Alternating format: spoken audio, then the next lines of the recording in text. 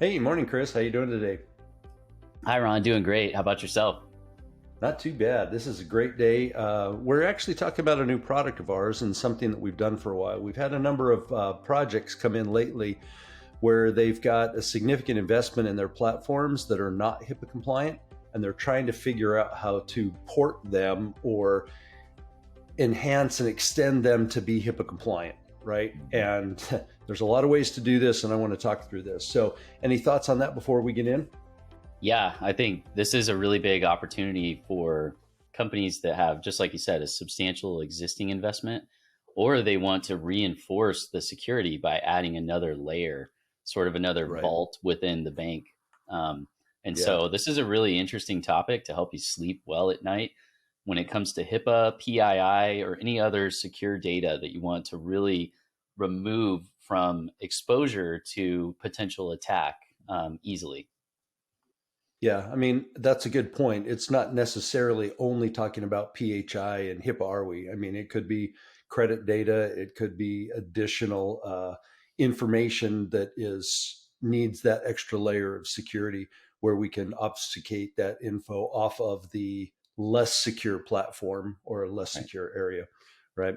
That's right. Like you say, it's kind of like I go and I give cash to the teller and the teller takes some money and then they put it in the thing. But when I go to access my money in the bank, I can see my money and I can access it and I can play with it online, but it's really not there online, is it? It's back sitting in a bank vault somewhere. And I literally have to go to the vault and extract the money out of the vault before I can actually get access to the secure cash in that plate, in that scenario. So one of the things we're going to talk about today, we call it the Clarity HIPAA Tokenization Service. And I want to talk briefly about tokens, and then I'm going to have Chris talk technically about it, right? So if you think about it, what a token would be is, let's say, for example, I wanted to have some information about Chris on a piece of paper.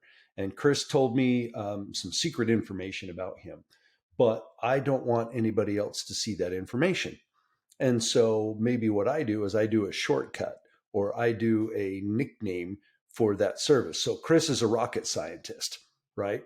So, or aerospace engineer, whatever the official title is, I call him a rocket scientist, but he literally was an aerospace engineer.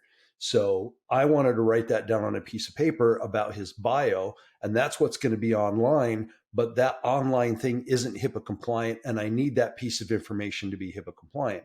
So maybe what I do is I have a little chart over here, and chart number one is a DJ. I was a DJ in college, right? So making fun of myself here. So job titles in my secure database over here, I've got DJ listed as job number one. So on a piece of paper, if I had me and Chris and I was writing information down about ourselves, under the job section, I could put a one, right? And so if anybody looked at that piece of paper and they saw the number one, they'd have no idea what that is. But if I clicked on that one and it linked to the table to extract and be replaced by that information, and it pops up and says DJ, right? So now we know Ron is a DJ. And if job title number two was a rocket scientist and I had Chris's name and I click on the two, then it could be that. Or if on my piece of paper, when I'm taking short notes, I write the one and the two. And then when I go in and put that information on the screen, the application itself, when it goes to pull up that information and I click on looking up Chris, now I'm in the EMR, I'm in the proper platform. I click on Chris's name to look up the information. And in the background, the application goes and looks up the number two, pulls it. And on the screen, when I've got my SSL certificate and it's secure, it pops in and replaces the number two with rocket scientist. So now I can see on the screen in my quote unquote non-HIPAA application where a two was stored, I actually see rocket scientist because the non-HIPAA application couldn't store the job titles. I know we're mixing titles and PHI data here, but didn't store the rocket scientist. We put a number two in the non HIPAA compliant platform where we were storing and can't secure and hold that secure data. And so now I could take something like, let's put it into real world. I've got a couple clients right now, literally, that have come in and we are HubSpot certified implementation partners and integration partners. So we have a lot of HubSpot projects that we're doing. And HubSpot is a very robust CRM/marketing automation platform. And they're coming to us going, hey, we want you to integrate this with our EMR because we're going to be marketing to our patients and doing some things like that. And so we're going to need some of this PHI data into HubSpot so that we can market our medications and treatments and things like that to our patients properly. And we're like, whoa, whoa, whoa, you cannot store that PHI data in HubSpot. HubSpot is hosted by HubSpot. It is not HIPAA compliant. You can't do that.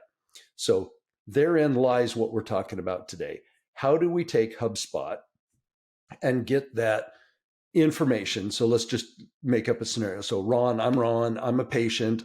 Let's say I've got diabetes and I'm in their practice and they can't store Ron and diabetes together in HubSpot, but they market, and one of the things that they service in providing care for their patients is they send out monthly newsletters appropriate to their treatment. So I'm going to get a monthly newsletter from these guys on new diets, new exercises, things like that for diabetics, right? And that's what they want to market, but they can't do that because they've got this weird scenario where the PHI data is in this other platform, but Ron's contact and email is in the marketing platform. And so how do they marry the two so they can actually do this? Hey guys, thanks for watching the video. Just want to take a quick break and remind you, we've got some free technical resources for you linked down in the description. Thanks for watching again. Let's get back to the video. Without violating HIPAA. Well, go back to the scenario I just gave you with the job titles. They could have a diagnosis number. So the marketing people who maybe aren't supposed to know about the PHI data and shouldn't have information to the PHI data, they can go in and build these campaigns around all the different diseases, treatments, services, drugs, whatever they need to do. Then what we can do is we can assign them a number like the DJ, the job title number, or we could assign it a nickname, or a medical code. And they don't know what these medical codes are, but based on the medical code, we could store that token with Ron's name, and that would automatically take and add Ron to that campaign. So the campaign goes out and the marketing people have no idea who the campaigns are going out to, but they've done the campaigns, and then we've tied the campaigns to a code. That code goes out to the EMR, or it goes out to a tokenization service like the Clarity Vault that we're talking about. It's kind of like a bank vault. It's up in the cloud. It's HIPAA compliant. It can store diabetes, right? So the medical information, the protected information, is stored up in this vault. And then all we do in HubSpot is we put a pointer to that information. So when the information needs to be extracted or linked, it can automatically go up to the vault. Almost like, the way we talk about our money is we have an account number. And that account number out in the real world means nothing. I just say 1234, that means nothing. But if I take that 1234 and go to chase.com and log in with my credentials and then put in that account number, it says, oh, here, that's tied to this specific account and that has this much money in it, right? It's kind of the same whole thing, and it ties it all back together. So really what we're talking about is, you could have a doctor practice, a doctor patient, a dentist office, something like that. They've got a nice little WordPress marketing website. They've used it for a long time. And then all of a sudden they come in and go, oh, our patients are wanting to pay their bill online, but their bill, they can go in and click on their bill, and their bill has details. And the detail is the different types of treatments that we did for them today. And the services that we provided, which would link them to, if Ron went in, and I can't even think of what a diabetic would go in, but if I had to go in and, give blood, have a blood transfusion, or whatever it was, any of those codes within that bill would say services that I got, which is PHI and protected information about my healthcare or my treatment. And so that's where we could tie in. We could literally take that non-HIPAA compliant website and put the bill, but we could put the codes and we could put the information to the treatments that were done up in the vault in a HIPAA compliant storage facility, if you will. and then put links to that information. So when the end user patient goes in, Ron goes in and logs into the website after I get to the credentials, and then I go into my bill. If I click on details, that form can be filled in by going up to the vault, pulling that information down, displaying it on the screen, because with my SSL certificate, the screen is HIPAA compliant. So now Ron can go in and look at the details and go, oh, I forgot I gave blood, or I had a transfusion, or I got my teeth cleaned, whatever it is. I can see the detailed information that is PHI pulled from the vault, displayed on the screen, and I can go, I forgot about that. Yes, click on my button, pay my bill. So Chris, I've kind of explained, I've gone through a couple different scenarios. I know I haven't really got into the weeds, tried to keep it at a high level. I want you to go ahead and enhance, go ahead and fill in the gaps that I missed, clarify some of the things that may have been a little confusing, and then you're welcome to talk about it technically if you want to take it further. Yeah, I think you gave some really nice examples there. And one of the things that I think is really helpful for folks is to understand that from a security perspective, you can almost think of it as a Matryoshka doll, where you have like this nesting of dolls, or think of it like a bank where, there's a physical security related to just having to go to a bank and be able to get in the door. And then there's a security around getting past the teller's desk.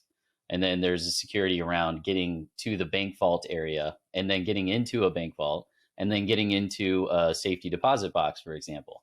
And this is just kind of a visualization of what we're doing with tokenization. And I think you said it really well with, being able to take advantage of that allows you to sort of use a non-secure environment and essentially isolate out the PII or PHI or sensitive information. And one of the things that I would just add to this from a technical perspective is that in addition to sort of just putting an identifier in the unsecure system, what we can also do is we can put several layers of encryption onto that identifier. So we can essentially encrypt the identifier and have a unique random key value where we're essentially making the encrypted value random. And we're specifically making it so that if the database that is housing this token value were to be compromised, then it would not be possible without the decryption mechanism and several layers of decryption to be able to actually make the token be something that is readable and usable, that would match up to this external tokenization system. The other thing that we like to do with having our own tokenization service is we can isolate the IP address of the hosting environment or IP address range of the hosting environment for the less secure web application or devices, where the website typically is going to be hosted on a physical infrastructure, for example. So we can identify a static IP or static IP range. And then we can even set up a secure tunnel between basically the website that's hosting the public facing application and make it so that the only physical way to talk to the tokenization service is through that hosting environment. So what we're doing is we're encrypting the token value in the database at rest in the insecure database environment. We are enforcing logic where nothing can talk to our tokenization endpoint except for the hosting environment where this site is hosted. And then in order to communicate with the tokenization service, you have to authenticate. And so there are ways for us to make it so that someone can't easily compromise the public facing site and get access to this tokenization endpoint. And so that's essentially the idea. Now, in addition to that, we also have the ability to look for non-typical patterns of communication with the tokenization endpoint so that we can identify potential activities that shouldn't be occurring and then flag those. And this is just in general, the idea is that we're looking to make sure that if something does happen that's a rare potential, we're alerting and we're sort of shutting down access reasonably quickly, because a lot of the downside with HIPAA And PII is there's a per user affected type of fine structure. So you want to be thinking not only like absolute protection, but also minimizing impact if there is a breach of any kind. And so these are all aspects that we consider with the tokenization service and configuring it for your use case. But the main thing on this, Ron, is that it's in addition to the core structural idea of being able to encrypt data in a separate environment and then give someone a reference to that environment. We're also requiring several levels of authentication and security where we won't even let anyone talk to that tokenization endpoint unless they are that web server. It's kind of like a thumbprint. And then we're also saying, in addition to the thumbprint, we need to do an iris scan, and we need you to tell us like 14 secret passwords. And then if you interact with me in a way that doesn't seem normal, I'm still going to question it and pause the speed at which I return data. So the idea is that we're really picky and opinionated about it with this mechanism, with this tokenization service. And it really helps us to sleep well at night. That's kind of one of the questions that we're asking ourselves is put myself in the shoes of our clients and just ourselves within our team. What do we need to do to make it so we can all sleep well at night, knowing that we've done beyond the pale, reasonable sort of efforts that we put in to make this secure? Yeah, no, that makes perfect sense. I love it. I mean, there are so many metaphors and examples we could give, right, to make this work. It's kind of like, I stole a bucket of keys, but I have no idea what they go to. Do they go to cars? Do they go to rooms? Do they go to lockers? And not only do I don't know what they go to, I don't even know where the items are to try the keys, right? There's like 17 different things that I would have to go to magically to make this key work, right? Yes. So, right. Yeah, between the security, the authentication, the de-identification of the data, the tokenization, all of these things help to secure HIPAA data, whether we're dealing with integrating other sites, whether we're integrating HIPAA sites, whether we're working within HIPAA mobile apps, right? We do this sometimes with HIPAA applications. We're doing tokenization service and things like that. It all depends on how we need to secure that data and how your organization wants to protect themselves with following the HIPAA guidelines. So thanks for today, Chris. That was a great video. I want to invite people to reach out, get a free consultation. Love to jump on a call with you, talk about your HIPAA project, talk about tokenization. If you have any questions, we'd love to see you in person on a free consultation, or we'll see you on the next video. Thanks, Chris. Thanks, Ron. Thanks for watching. Bye for now. Bye for now.